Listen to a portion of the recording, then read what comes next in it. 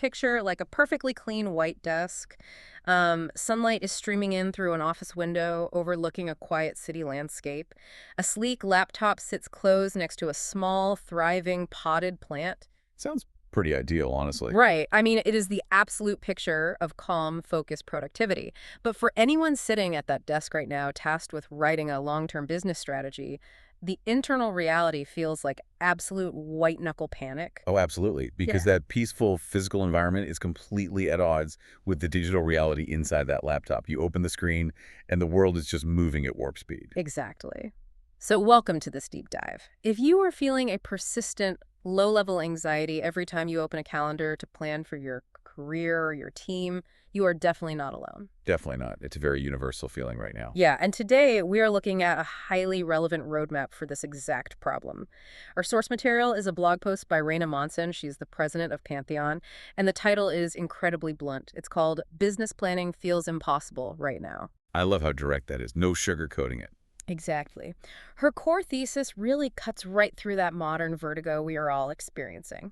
She proposes that, well, perhaps this simply isn't the season for perfect long-range planning. Right. Instead, you should focus entirely on making a few smart moves for just the next 6 months. Moves that will hold their value regardless of what happens next. Okay, let's unpack this. To understand her 6-month solution, we first have to validate the problem. Yeah, we have to look at the mechanics of it. Right. Why, mechanically speaking, does planning feel so fundamentally broken right now? Well, to really grasp her perspective, you have to look at Monson's own professional background. She explicitly identifies herself in the text as part of the Oregon Trail on an apple thigh generation. Oh, wow. That is a very specific demographic marker. It really is. So she basically grew up alongside the personal computer. Exactly. Which means she is not easily spooked by technological disruptions. Yeah. I mean, this is a leader who has navigated the dawn of the internet, the mobile phone revolution, and that massive corporate shift to cloud computing. She's seen it all. Yeah, she has a very high tolerance for paradigm-shifting change. And yet, she openly states that absolutely nothing in her career compares to the velocity of the last 12 months. And that context makes her current predicament really striking, especially when you look at how her company is actually structured. The source notes that Pantheon operates as an EOS company. Right, which is huge for context here. Yeah, for those not deep in the business operations weeds, EOS stands for Entrepreneurial Operating System. It is a highly structured, heavily relied upon framework for running a business. And a core tenet of EOS is that leadership must define a 10-year target and paint a highly detailed 3-year picture. It is an entire methodology built on predictable horizons. Like the mechanism is essentially reverse engineering. Yeah. You figure out exactly what the building should look like in 3 years. And then you reverse engineer your current quarterly goals to pour the foundation today. But Monson admits she isn't even sure what her industry will look like in 6 months, let alone 3 years. I mean, trying to draft a 3-year business picture right now feels like trying to draw a highly detailed map while the tectonic plates are actively shifting beneath your desk. Are we just wasting ink at this point? What's fascinating here is that Monson is giving leaders, and really anyone managing a career, permission to acknowledge reality. The technology running the world is moving at what she playfully calls ludicrous speed. Ludicrous speed. I love that Spaceballs reference. Right. It's perfect. And acknowledging that your GPS is broken isn't a failure of leadership. It is actually the most accurate assessment of reality you can make right now. Yeah, because the landscape is totally different. Exactly. Pretending you have a crystal ball when the fundamental nature of work is being rewritten weekly by artificial intelligence is far more dangerous than just admitting you only have a 6-month visibility window. So, if staring at a 3-year horizon is effectively a hallucination, we have to zoom in. The source provides a roadmap of 4 specific moves to make right now. Move number 1. Start using AI for real work. Real work. That's the key phrase. Yeah, and I think we need to carefully define what Monson means by real work because she makes a very sharp distinction here. She really does. Mm-hmm. She points out that, using a chatbot to draft a polite email to a vendor or asking it to clean up the grammar in your meeting notes, that's all fine. Right. It's helpful, sure. But it is not the big story. If that is all you are doing, you are basically treating a supercomputer like a fancy typewriter. Yeah, she argues that very soon your value as a professional isn't going to come from grinding through administrative tasks faster than the next person. Real work means using AI to think, to synthesize data, to solve complex operational problems. And to actively build new processes. Yeah. This represents a fundamental mechanical shift in how businesses measure human value. I mean, we have spent the last century optimizing for pure efficiency, finding the person who can do the task the fastest with the fewest errors. Like a machine. Right. But Monson's underlying argument is that basic efficiency is about to become a very cheap commodity. Which naturally brings up George Jetson. Monson uses this reference perfectly.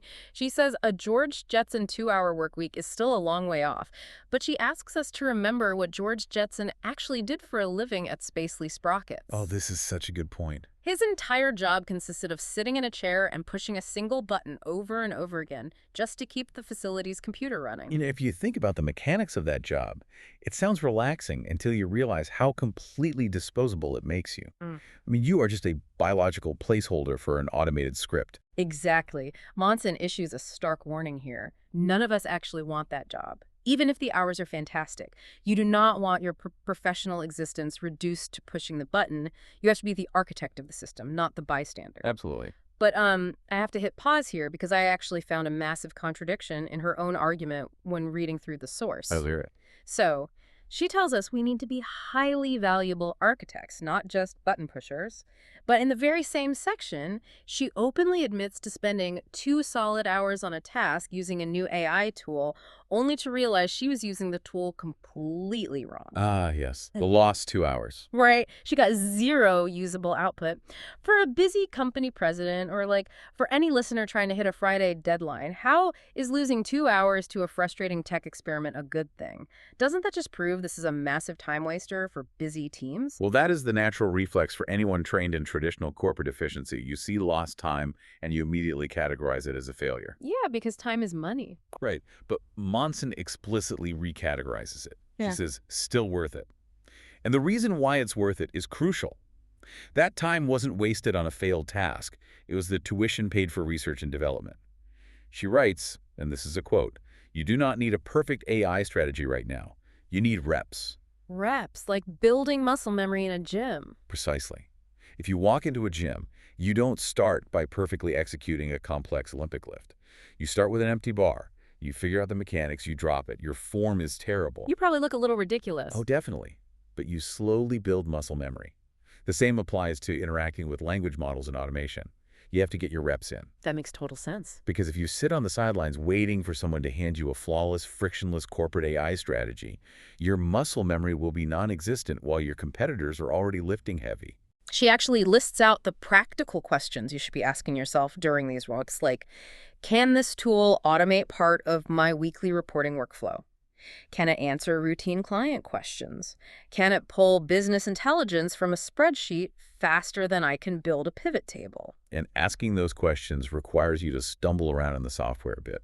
The 2 hours she quote-unquote lost taught her exactly what the tool couldn't do. Right. Which is just as valuable as knowing what it can do. But there is a very dangerous side effect to telling your entire company to just, get their reps in. If you have 50 or 500 people aggressively experimenting with AI in a vacuum, you don't have an innovation lab. You have a massive data security crisis. Oh, 100%. It's a nightmare for IT. Right.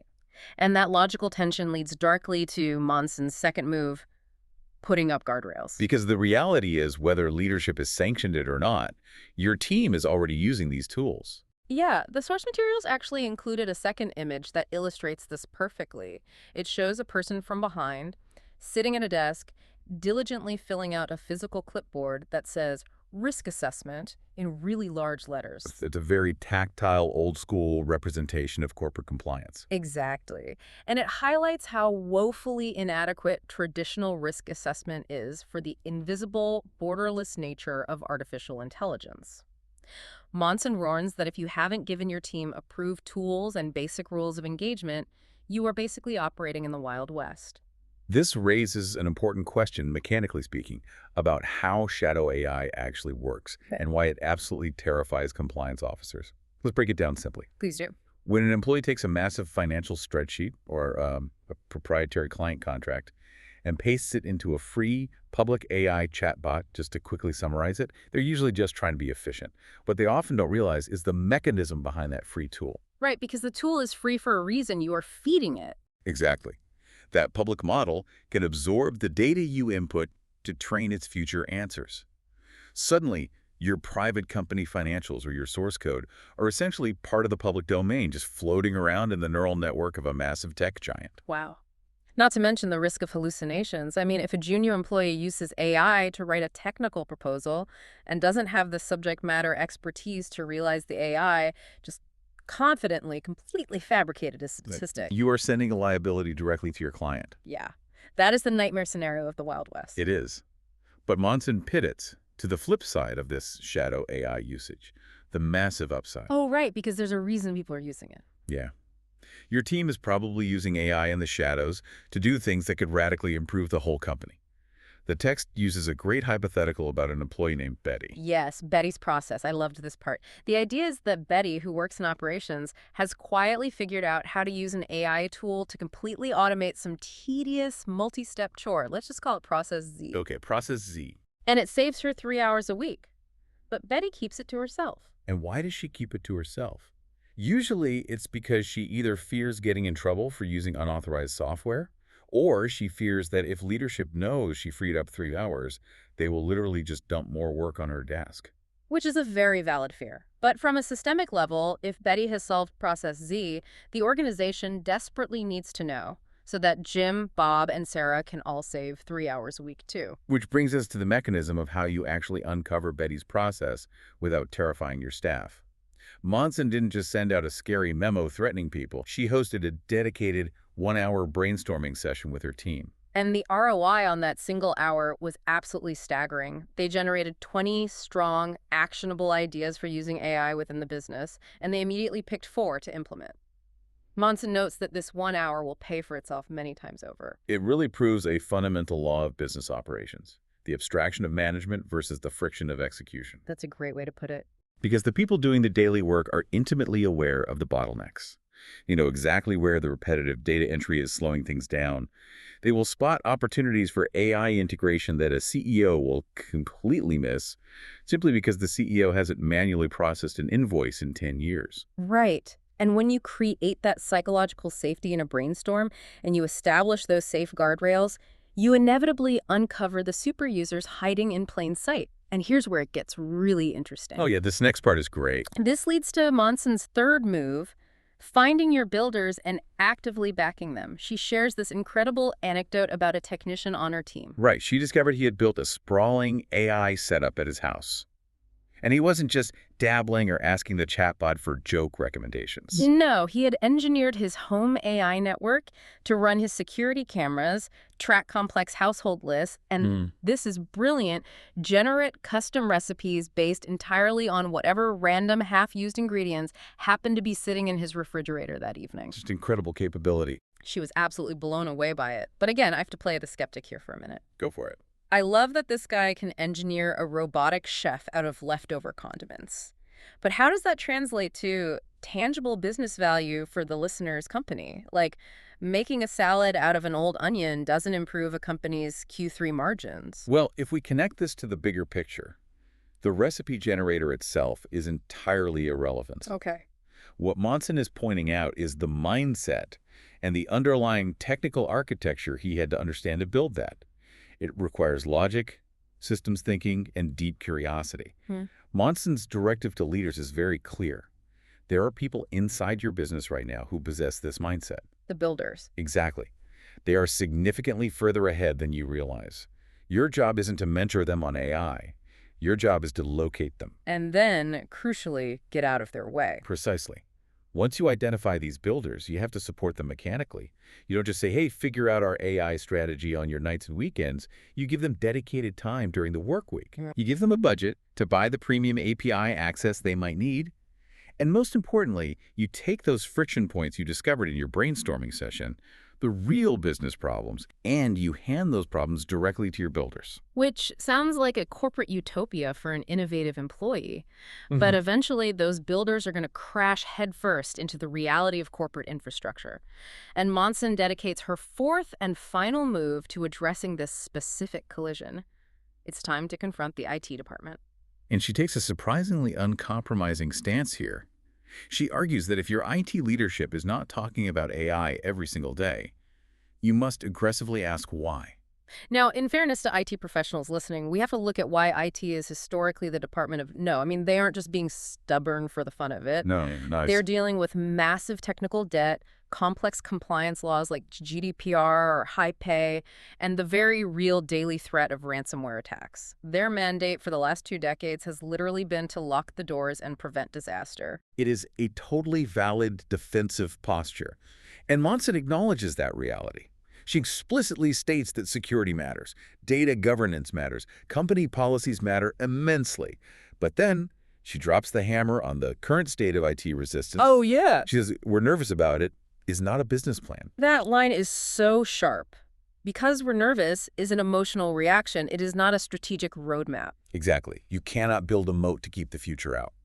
Monson argues that leadership must insist that the IT department completely transitions its role. They can no longer just be the blockers who secure the perimeter. They have to become the safe enablers. They have to build the sandbox. A sandbox, so like a secure internal environment where the company's data stays inside the company, but the employees still get access to the power of the language models? Yes, because if IT refuses to build that safe sandbox, we go right back to the shadow AI problem. Yeah. Employees will just bypass IT entirely. Oh, they definitely will. Yeah, they will use their personal phones to run company data through public models, which gives the organization all of the security risk and none of the strategic upside.